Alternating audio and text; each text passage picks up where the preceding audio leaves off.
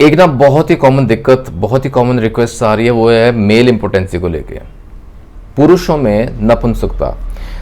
ये तो बात तय है कि बहुत ज़्यादा इसके केसेस देखने में आ रहे हैं आजकल। स्ट्रेस की वजह से कह ले, डाइट नहीं है प्रॉपर, स्ट्रेस मेन स्ट्रेस करके, या और कोई डिजीज़ है अंडरलाइंग जिस वजह से ऐसी दिक्कतें आ रही हैं, लेकिन ये दिक्कतें बढ़ रही हैं। ऐसी एक बहुत ही इंपॉर्टेंट रिक्वेस्ट आई, उन सज्जन ने नाम ना लेने को बोला था, I want speak out the name, लेकिन हाँ रिक्वेस्ट बहुत इंपॉर्टेंट थी। इसमें ना दिक्कतें ये भी आती हैं कि बहुत सी दवाएं अवेलेबल हैं, कौन सी दवा किस डोज किस पोटेंसी में हमें हेल्प करेगी। ठीक है, इसमें हम डमियाना को अप्रोच करते हैं, ऑनोस्मोडियम की बात करते हैं, lycopodium to some extent, caladium देनी है या अश्वगंधा दें, कौन सी दवा कौन सी पोटेंसी क्या डोज में काम आएगी। देखिए पहली बात याद रखिए, इसमें होम्योपैथी ही काम आएगी, दैट इज फॉर श्योर। लेकिन इसमें दिक्कत ये आती है कि जब तक सिम्टम्स मैच ना हो, दवा का वो रिजल्ट नहीं देखने में आता जो डिजायर्ड रिजल्ट है, जो हमें चाहिए, जो हम एक्सपेक्ट करते हैं। ये एक समस्या जरूर है, ये एक दिक्कत जरूर है। तो इसलिए टॉक टू योर फिजिशियन, अपने केस प्रॉपर दीजिए और एग्जैक्ट सिम्टम्स बताएं जिसके आधार पर दवा तय हो सके। आज ये इस रिक्वेस्ट से मैं क्वेश्चन ले रहा हूँ, क्वेरी ले रहा हूँ, और ये बहुत इंपॉर्टेंट आपके सामने रख रहा हूँ, क्योंकि बहुत से लोगों को ये दिक्कत रहती है जहां ना मेल इंपोर्टेंसी, पुरुषों में नपुंसकता है, performance up to the mark नहीं है, इरेक्शंस बहुत वीक रहती हैं, इसके बावजूद कि डिजायर बहुत ज्यादा है, इच्छा शक्ति बहुत ज्यादा है, ठीक है, लेकिन डिजायर इतना ज्यादा होने के बावजूद परफॉर्मेंस पुअर है, वो नहीं कर पा रहे। तो ऐसे में कौन सी दवा हेल्प करेगी? कई दवाएं आती हैं, लेकिन कोनियम, शायद आपका ध्यान ना गया हो कभी, लेकिन कोनियम की तरफ ध्यान लेके जाएंगे। कोनियम एक बहुत ही इंपॉर्टेंट मेडिसिन है, रेमेडी होम्योपैथी की, जो कि ऐसे केसेस में हेल्प करती है। कोनियम मैक्यूलेटम इसका पूरा नाम बनता है, ठीक है। कोनियम के ऊपर ना एग्जैक्ट चर्चा भी हो सकती है, पूरा डिटेल में बात करेंगे, समय निकाल के, वक्त निकला तो, लेकिन बहुत डिटेल में है, ये बहुत इंपॉर्टेंट, इसका बहुत वास्ट रोल है। लेकिन pertaining to this discussion, male importancy जहां रहती है, डिजायर बहुत ज्यादा है लेकिन परफॉर्मेंस नहीं हो पा रही है, तो कोनियम कैसे हेल्प करेगी, क्या पोटेंसी में लेनी चाहिए, आइए खुल के बात करते हैं। अच्छा, ऐसे में ना और रेमेडीज भी आती हैं, लेकिन ये ही क्यों, कोनियम ही क्यों, याद रखिए, बिफोर आई बिगिन ये याद रखिए, माइंड में रखिएगा जरूर, जो मैं वर्ड्स यूज करूंगा, जो शब्दों का प्रयोग करूंगा ना, बहुत वजन रखेंगे ये, ठीक है। टू द पॉइंट वीडियो है, बहुत लंबा नहीं खींचेंगे, लेकिन हाँ जो इंपॉर्टेंट वो आपके सामने जरूर रखूंगा। जैसे मैंने बताया, डिजायर बहुत ज्यादा है, ठीक है, परफॉर्मेंस करने की इच्छा बहुत ज्यादा है, डिजायर बहुत ज्यादा, लेकिन परफॉर्म नहीं कर पा रहे, इसलिए वो अवॉइड करेंगे, थोड़ा सा नर्वस रहते हैं, थोड़ा सा ना अवॉइड करेंगे कि नहीं करना। क्यों? क्योंकि उन्हें डर है कि performance up to the mark ना हो पाए, इरेक्शंस वीक है, इंपोटेंसी है, नपुंसकता है, लेकिन अंदर इच्छा शक्ति बहुत ज्यादा है, डिजायर बहुत ज्यादा है। इससे क्या होगा, ओवर पीरियड ऑफ टाइम क्या होगा, ये जो डिजायर है ना अंदर पनप रहा है, अंदर इकट्ठा हो गया है, राइट, ये जो डिजायर इकट्ठा हो गया, ये सप्रेस्ड फॉर्म में आ गया, अब it is suppressed sexual desire, समझे आप।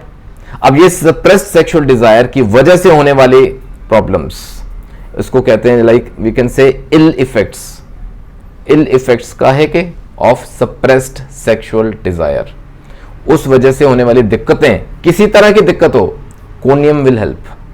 अब सेक्सुअल डिजायर पूरा है, जरूरत से ज्यादा है, लेकिन इंपोटेंसी है, विदाउट इरेक्शंस कह लें, तनाव नहीं है लिंग में, या कह लें फीबल है, वीक है, erections up to the mark नहीं है, इसको कह सकते हैं लाइक इम्परफेक्ट है इरेक्शंस, परफेक्शन नहीं, जितना होना चाहिए तनाव उतना नहीं हो पा रहा, या अगर होता है तो शॉर्ट ड्यूरेशन, थोड़ी देर के लिए होता है, ठीक है, ऐसी सिचुएशन है। अब इस वजह से दिक्कतें माइंड में आती हैं, tension, stress, sexual nervousness is the term we use. बंदा घबराया सा रहेगा, परफॉर्म नहीं कर पाएगा, अंदर नर्वसनेस रहती है, वी कॉल सेक्सुअल नर्वसनेस। तो इसका कारण कुछ और है, लेकिन बंदा नर्वस है, and it can lead to performance anxiety. अब एक और इंपॉर्टेंट सिम्टम जो कि कोनियम की तरफ इशारा करता है, ये सब बेसिक्स हो गए, उसका माइंडसेट इस तरह का होगा, ठीक है, लेकिन भाई एक और इंपॉर्टेंट वो क्या है, वो ये है कि सेमिनल डिस्चार्ज हो जाता है, बूंद बूंद करके चाहे कह लें, सीमन डिस्चार्ज हो जाता है जब बंदा ऐसा, इस तरह का बंदा किसी महिला के सामने बात करता, या किसी लेडी के, किसी महिला के मौजूदगी में कह लें, उसकी उपस्थिति में, उसके प्रेजेंस में उसको सेमिनल डिस्चार्ज हो जाता है। और ऐसा होता है, ऐसे केसेस देखने में आए हैं। कांटेक्ट करते, छूते, टच करते या उसके प्रेजेंस में, महिला के प्रेजेंस में ना, उसको सेमिनल डिस्चार्ज हो जाएगा। अब ऐसे बंदे का माइंडसेट किस तरह का होगा, you can very well imagine, आप अंदाजा लगा सकते हैं। अब इस वजह से सीमेन डिस्चार्ज हो गया, या even after performance sexual intercourse के बाद भी वो सेक्सुअल नर्वसनेस की वजह से वो बंदा ना उदास ही रहेगा। नॉर्मली इंटरकोर्स या ऐसी सेक्सुअल एक्टिविटी के बाद ना रिलैक्सेशन होती है, माइंड रिलैक्स रहता है, शांत रहता है, और एक ना एक्साइटेबिलिटी लेवल जैसे ना बहुत ही सेटिस्फैक्शन का लेवल आता है, राइट। ऐसा नहीं होगा इस केस में, ऐसा हरगिज नहीं होगा। वो बंदा डिजेक्टेड फील करेगा, वो बंदा उदास रहेगा, वो डिप्रेस्ड रहेगा। इस तरह के मेंटल सिम्टम्स हैं।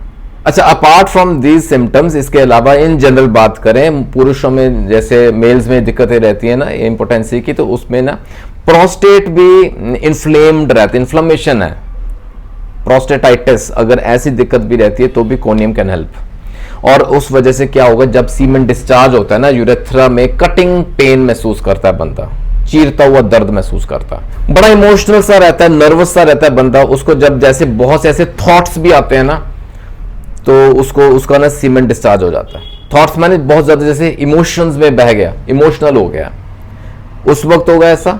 या जब वो स्टूल पास करेगा, जब वो स्ट्रेन करेगा हल्का सा भी, तो उसका सीमेन निकल जाएगा। ऐसे केसेस में कोनियम कैन हेल्प। और प्रोस्टेटाइटिस की बात की, प्रोस्टेट जो ग्रंथि है, जो ग्लैंड है, उसके अंदर इन्फ्लेमेशन है, उसमें दिक्कत रहे। और उस in cases of prostatic cancer also Conium का अच्छा रोल देखा गया। तो आई होप इससे आपको अंदाजा हो गया कोनियम मैक्यूलेटम नामक जो होम्योपैथिक दवा है वो कैसे हेल्प कर सकती है हमें, और कौन से केस में हेल्प कर सकती है। उसका उस पुरुष का, उस पेशेंट का, उस बंदे का माइंडसेट किस तरह का, उसके अंदर की स्थिति कैसी रहती है, नर्वसनेस कैसी रहती है, उसका वो नर्वस रहता है, वो डिजेक्टेड है। अच्छा, एक बात और इंपॉर्टेंट याद रखिए, इससे मेरे को याद आया, कोनियम के ना normally we discuss the mind symptoms, दिमाग के जो उसके लक्षण है ना, माइंड के सिम्टम्स हैं, वो तकरीबन मैं हर रेमेडी के साथ ज़रूर उसको मतलब वजन देता हूँ, तो आपके लिए भी अच्छा रहेगा। कोनियम के ये बड़े इंपॉर्टेंट माइंड सिम्टम्स याद रखिए, इसके साथ जुड़ते हैं, इसके साथ जुड़ते हैं। कोनियम 100% हेल्प करेगी, जहाँ उसके ना माइंड सिम्टम्स इस तरह के रहेंगे। किस तरह के रहेंगे, वो बंदा जैसे मैंने बताया आपको, सैड है, डिजेक्टेड है, डिप्रेस्ड है, उदास है, मेलनकॉलिक है, ग्रीफ है, उसके अंदर उदासी है।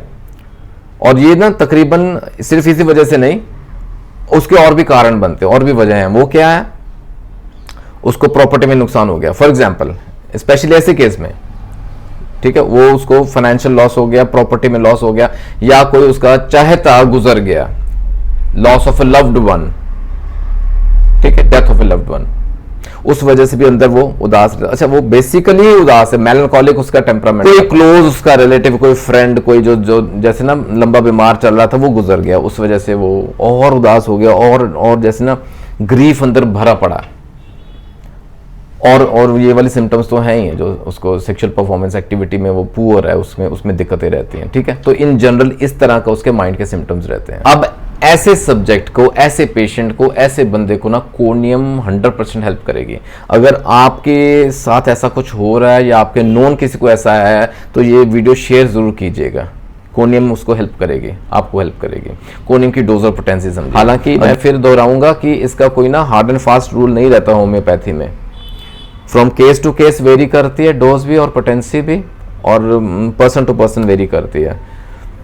दिक्कतें किस लेवल की हैं, उम्र क्या है बंदे की, और कोई साथ में और कोई इलनेस, कोई और डिजीज, कोई और बीमारी, कोई और दिक्कत तो नहीं है, उस पर भी निर्भर करता है, ठीक है। बाकी रेमेडीज और कोई ऐड करनी है, उस पर भी निर्भर करता है। यूजुअली 200 पोटेंसी में दी जा सकती है, कंफर्टेबली दी जा सकती है। दिन में 2 से 3 बार दें, 3 से 4 कतरे 1 चम्मच पानी में डाल के, ठीक है। 3 to 4 drops in a single teaspoon of water 3 to 4 times in a day. इसको लगातार हफ्ता 10 दिन दें, आपको सिम्टम्स में इंप्रूवमेंट आएगी। ये रिडक्शन है ना, ये दिक्कतें, इसमें राहत आएगी। वेट फॉर सम टाइम, ज़रूरत पड़ने पे हम इसको हफ्ता 10 दिन के गैप पे दोबारा रिपीट कर सकते हैं, ठीक है। उम्मीद है आज की इस प्रेजेंटेशन से, इस वीडियो से आपको फ़ायदा पहुंचेगा। कोशिश यही रहती है कि आपको आपकी दिक्कतों से राहत मिले, आपके घर बैठे आपको इसका हल मिल जाए। जुड़े रहें दोस्तों गुरु नानक केयर्स के साथ for more such informational videos. Your suggestions are welcome. आप अपने सुझाव जरूर दीजिएगा, कमेंट सेक्शन में डाल सकते हैं। You can mail me at gurunanakcares@gmail.com। जल्दी मिलेंगे अगले वीडियो में। अपना ख्याल रखिएगा ज़रूर। Take care, God bless.